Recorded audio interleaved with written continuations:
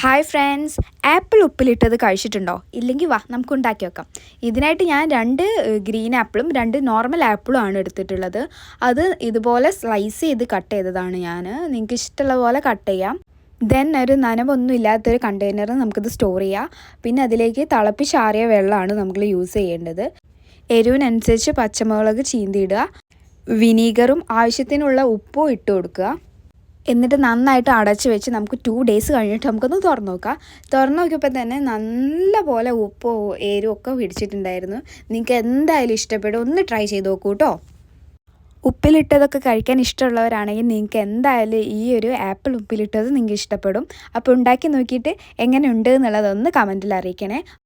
അതുപോലെ എൻ്റെ ഈ ചാനൽ സബ്സ്ക്രൈബ് ചെയ്യാതെ ആരെങ്കിലും കാണുന്നുണ്ടെങ്കിൽ പ്ലീസ് ഒന്ന് സബ്സ്ക്രൈബ് ചെയ്തേക്കണേ. നിങ്ങളെ സപ്പോർട്ട് ഉണ്ടെങ്കിൽ എനിക്ക് ഇതുപോലുള്ള കൂടുതൽ വീഡിയോസൊക്കെ ഇനിയും അപ്ലോഡ് ചെയ്യാൻ കഴിയുള്ളൂ. അപ്പോൾ പ്ലീസ് ഡു സബ്സ്ക്രൈബ്.